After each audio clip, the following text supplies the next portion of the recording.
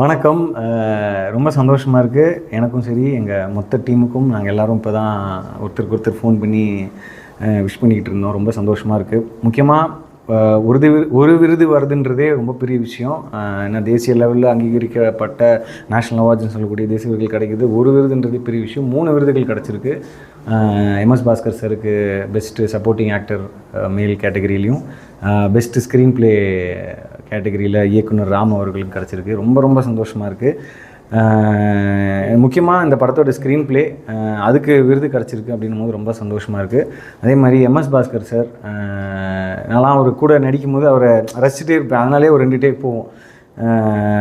இல்லை ஒரு 1 மோர் போயிடலாம் அப்படின்னு. ஸோ அப்படி பார்த்து அப்புறம் நான் ஸ்க்ரீனில் பார்த்து இன்றைக்கி அந்த கதாபாத்திரத்துக்கு அந்த நடிகர், அதாவது எம்எஸ் பாஸ்கர் சாருக்கு தேசிய விருது கிடச்சிருக்கு அப்படின்போது ரொம்ப ரொம்ப சந்தோஷமாக இருக்குது. அதே மாதிரி ஜிவி பிரகாஷ் பிரதருக்கும் மனமார்ந்த வாழ்த்துக்கள். அவருக்கும் சிறந்த இசையமைப்பாளருக்கான விருது கிடச்சிருக்கு.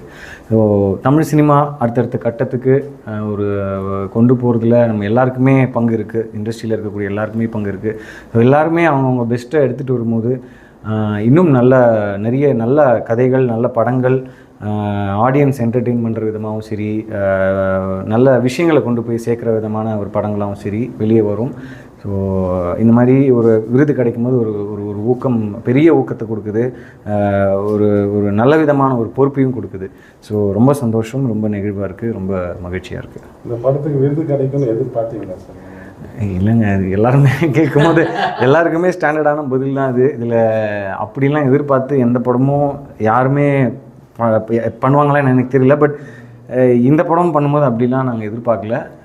ஒரு நல்ல படம் பண்ணியிருக்கோம், நல்ல படம் பண்ணணும், நல்ல படம் பண்ணியிருக்கோம். அது ஆடியன்ஸ்கிட்ட போய் சேர்ந்துருக்கு, மக்களுக்கு அது பிடிச்சிருக்கு, ப்ரொடியூசர்ஸ்க்கு அது லாபமாக இருக்குது, ஆடியன்ஸ் என்டர்டெயின் ஆகிருக்காங்க. இவ்வளோ தான் நம்ம யோசிச்சது உண்டு. அதுக்கப்புறம் வர அங்கீகாரங்கள், விருதுகள், தேசிய விருதெல்லாம் வந்து சத்தியமாக எதிர்பார்க்கவே இல்லை.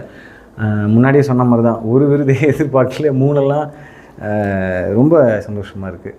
எதிர்பார்க்காத ஒரு விஷயந்தான். அந்த படத்துலேயே ஒரு சீன் இருக்கும்ல சார், அந்த படத்தை வந்து நம்ம லைக் பண்ணுவோம். ஒரு சீன் உங்களுக்கு அந்த படத்தில் அந்த சீன், எந்த சீன் ரொம்ப லைக் பண்ணுறீங்க?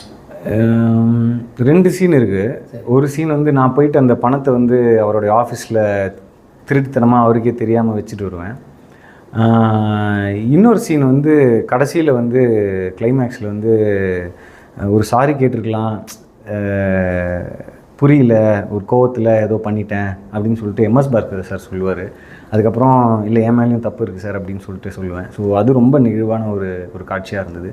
அந்த இன்னொரு சீன் வந்து என்னென்னா, அந்த படத்தில் அது வரைக்கும் ஒரு மாதிரி சின்ன சின்ன விஷயத்துக்கெலாம் கோவப்பட்டுட்டு இருக்கிறவன் ரொம்ப சைலண்ட்டாக போய் ஒரு விஷயத்தை போய் பண்ணிட்டு வருவான். அது எனக்கு படிக்கும்போது ரொம்ப இன்ட்ரெஸ்டிங்காக இருந்தது. அது திரையில் பார்க்கும்போது, ஸ்க்ரீனில் ஆடியன்ஸோடு பார்க்கும்போது அது ரொம்ப எல்லோரும் ரொம்ப ரசித்து கைத்தட்டி பார்த்தாங்க. ஒரு பக்கத்தில் பார்த்தீங்கன்னா எம்எஸ் பாஸ்கர் சாருக்கு சப்போர்ட் பண்ணிகிட்டு இருந்தாங்க, ஒரு பக்கத்தில் பார்த்தீங்கன்னா இந்த கேரக்டருக்கு சப்போர்ட் பண்ணிகிட்டு இருந்தாங்க, என்னுடைய ஈஸ்வர் கேரக்டருக்கு. ஸோ ரொம்ப பேலன்ஸ்டாக எழுதியிருந்தார் ஸ்க்ரீன் பிளேயில் 2 கேரக்டருக்கும். ஸோ யார் நல்லவன் யார் கெட்டவன்னு தெரியாது, அது ஒரு சந்தர்ப்ப சூழ்நிலை தான் அது தீர்மானிக்கும் அப்படின்ற மாதிரி. ஸோ எனக்கு அந்த ஒரு விஷயம் ரொம்ப பிடிச்சிருந்தது. ஏன்னா எல்லாருக்குள்ளேயுமே ஒரு நல்லதும் இருக்குது, ஒரு கெட்டதும் இருக்குது இல்லையா? நம்ம எல்லாமே நல்ல எண்ணங்களாக நம்ம நினச்சிறது கிடையாது. என்றைக்காவது ஏதாவது ஒரு விஷயம் நம்ம யோசிப்போம். ஸோ அந்த கிரே வந்து 2 சைட்லேருந்தும் 2 பேருக்கும் இருக்குதுன்னு காமிச்சதில் வந்து ரொம்ப ப்ரில்லியண்ட்டான ரைட்டிங்கில் ரொம்ப நல்லா இருந்தது அது ஆக்சுவலாக எனக்கு படிக்கும்போது.